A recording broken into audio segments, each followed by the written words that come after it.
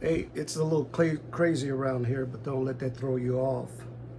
This is Mike at Astro, and I'm starting a new channel, and I am new to the hobby.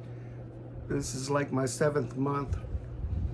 I've actually done pretty good in coming up to speed with regard to telescopes, mounts, uh, eyepieces, filters, tripods. We got like 5 telescopes, 5 mounts, 5 tripods, a couple of cameras, and it's really been an experience. And all I can say is I'm a little excessive compulsive in trying to learn new things, and I'm praying that this experience will end up being very fruitful for me. Although as a beginner, I'd like to share with beginners um, some of the mistakes that I've made that hopefully they won't make as they enter into this hobby, either for observations or for astrophotography. Now, of course, it can be an overwhelming experience when you first get in, because you have these high hopes and expectations, and sometimes depending on where you make your purchases, you might have to go a period before you can really get started, because a lot of the things that we're using come from China, if not all the things come from China, and are not necessarily sold in the United States. And don't make the mistake that I made. It was taking so long to get something that I almost forgot that I ordered it. I ordered it again. That took a while. I ordered it again.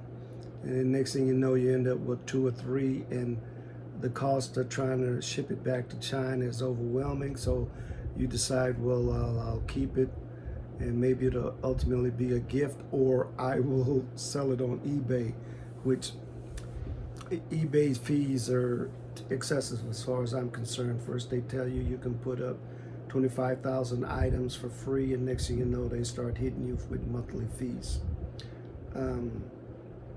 And now it just requires me to find uses for these devices. I had a Tasco, I want to say 50 millimeter, no, 700 millimeter telescope, 15 by 700 millimeter, and it was nice for the kids, kind of like, a small under the $100 Walmart type telescope, and the kids played with it for a while, but they lost the lens and a couple of the bolts to the mount, and the thing, it left in the garage for years, a couple decades, before I pulled it out and thought, well, let me see what I can do with it. And then my son, who's grown now, complained, Dad, that was my telescope. Okay, you take your telescope home with you. I'm gonna get me a telescope. And that's how I began in this hobby. The other thing is that, again, once you make your decision, if you're gonna, use binoculars, I bought a used pair of binoculars on eBay. They didn't tell me that the binoculars had been damaged, so as a consequence, it was out of collimation. And after searching around to try to see if I could get it repaired, I was informed that it was just cheaper to buy another pair of that type binocular, rather than to try to get it repaired, because it cost me just as much. So I had to return it, and that kind of discouraged me from fooling around with binoculars. So again, that's another reason why I, kind of was steered toward this, getting a telescope. So I don't really feel bad about that, because over time I have sort of overcome some of the hurdles to understanding what a telescope does and is able to do, and then how to use a telescope. But it's daunting, learning focus or back focus, and trying to find objects and focus in on objects. And of course, the expectation is that you're going to see an image when you look through the telescope, which can be challenging without Barlow, without filters, without some camera, without some image processing. You don't necessarily look up in the sky and see the image. Although, again, I started watching YouTube videos to get into this hobby, and have since learned that if you're going to watch a video, don't watch videos beyond 6 months or a year, because what they were doing 2 years ago, 5 years ago, 8 years ago, most of the people have moved on. The technology has improved so rapidly that right now we're in a period where there are probably 8 or 10 smart telescopes for a few $100s or a few $1,000s that you can set out on the porch. You can turn it on. It'll look in the night sky. It'll align itself. It will go to any object that you have sky in order to view, and immediately start imaging and give you a picture on your smartphone, on your tablet, if it doesn't have a display. And it does it automatically. You don't have to really do anything. AI technology and features that are being incorporated in the use of this astrophotography hobby have really brought to bear what amateurs are doing, and what they'll probably do in the future, and all the painstaking hour adjusting of your equipment so that you can get a acceptable image and process it is almost out the door. Smart telescopes are doing everything for you and getting you as much as what you would be able to do for yourself. And of course, the hobby is expensive, so don't think that unless you're just going to get a little hobby telescope, and I'm thinking under $500 more or less, or under $700 more or less, and you'll be happy with that it won't cost you more in terms of control units, guide cameras, imaging cameras, autofocusers, filter wheels. I mean, this is involved if you really want to get to see the night sky and good images while you're doing that. And for me, it's still a learning curve. I had a Skywatcher Star Adventure GTI mount, which is a go-to equatorial mount, and it's a good mount. Has issues, but it's a good mount. And I never really thought of setting my camera on there. I've watched many videos on amateurs who use that mount to take images of the night sky and night deep space objects with their digital cameras. Of course, I don't have a 1500 millimeter telescopic lens. Can't really afford that, and I was more into telescopes than I was into photography. But with a lens that has a focal length as long as most of the best telescopes, it's going to be a pretty hefty fee to purchase that lens.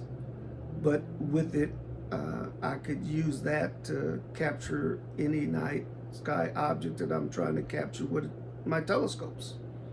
And I have telescopes with focal range of 180 millimeter to 1320 millimeter. Again, still learning how to use them.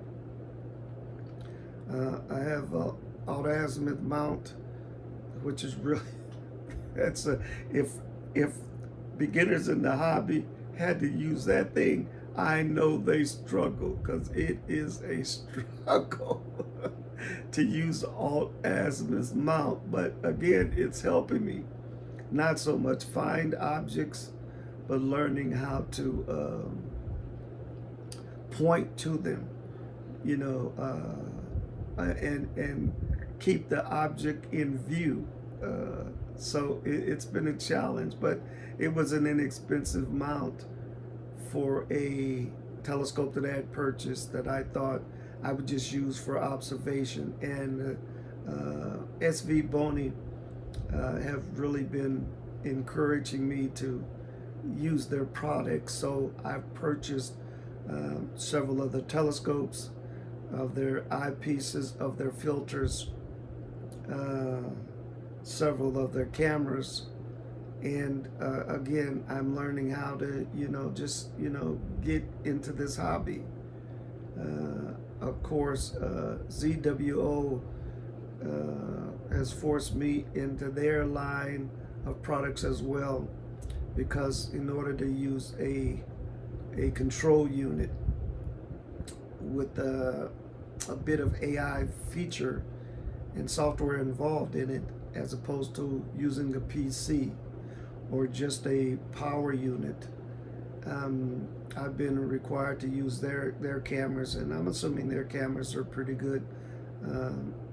I mean, I've taken a lot of images. I've only processed a couple, and I was, sort of satisfied with what I got, because the object was get an image, and that took almost 6 months for me to get something that I could honestly show my wife and be proud of. And of course, she was excited. She was out showing everybody, hey, look what my husband did.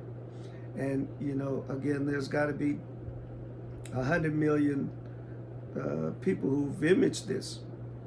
It's got to be I don't know, I'm almost want to say billions of images of Orion Nebula out there, and what makes your image so special, Michael, and I can tell you, because I took it.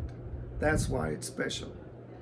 And so I feel good about that in this process, I guess the wall was supposed to be at 6 months, but I'm past the wall, and I'm thankful that I've taken out this time. So for beginners, again, don't purchase products where there is no support, because when you have issues with the product, where are you going to go? And I don't want to buy something that I have to work on. I gotta, unless I just want to modify it for some reason.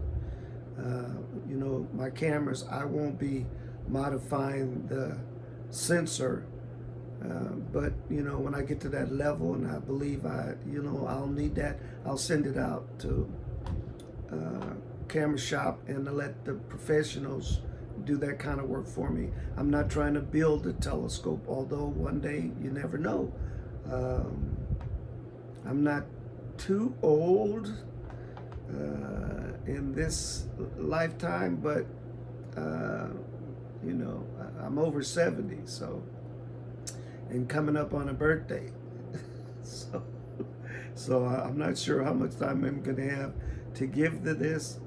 I'm excited about the hobby and what I'm able to see in the night sky. I've been limited in my viewing, because once you set your telescope up, don't kick it, don't touch it, don't bump it. Because again, getting pole alignment, it can be hell, even with the best mounts. And I don't have the southern sky, so southeast to southwest, I don't have. All I have is sort of northwest to northeast. And the objects in the sky have kind of been limited, although in order to get some of the best images of those objects in the north sky, You really want to build up the amount of data that you can collect so that in your processing you can get as best of detail. And they said that comes from just a large amount of images and stacked and processed. So again, the tail end of the hobby is learning how to process. And with the software that's out there, and I'm talking about the free software, because I spent so much on telescopes and accessories, I'm not going to buy a bunch of software. I come from the PC environment, used Windows when Bill Gates came out of college and started putting computers together. And everything I've used primarily, except for a few licenses, I've always used free software. I mean, open source free software. And I'm not ready to go buy hundreds of dollars a year subscription unless you guys will support my channel, which will allow me to grow into this hobby and to do more on a tutorial side for people who really want to know what's going on and how they can get involved in this. I believe that from an educational point of view, we should be teaching our children as much about what's out in space as we do math and English and history. Lord have mercy, that our children would grow up and not know about the world they live in from a microscopic level to a macroscopic level. And there's so many theories that are being discussed with regard to how things began and what we can expect things to become, that it's important for our children to get as much truth as they can. And that means you're just going to have to do a lot of your own investigation. You can't use YouTube as your source for truth. I watch videos and they give you a title and you click on it and you can watch it for an hour, and what it said in the title they never discussed in the video. Never. It's like watching those content ads that they're going to tell you that you've been suffering with a medical condition and we have a cure, and let me tell you what it is, and they'll go on for 2-3 hours and never tell you the cure. They'll, at the end of about the 4th hour, now they're selling products, but they don't really tell you. And I'm an impatient person, and I don't like to listen to stories. And so if you want to say something, make it brief and be succinct. And this might have been longer than I wanted to make it, but I do what I'm doing to encourage people get involved in this hobby. Set aside some time. If you have children, encourage your children. Even with the most inexpensive telescope that I have, I can put a good eyepiece in it and I can see Saturn, I can see Jupiter, I can see Mars, and the Pleiades.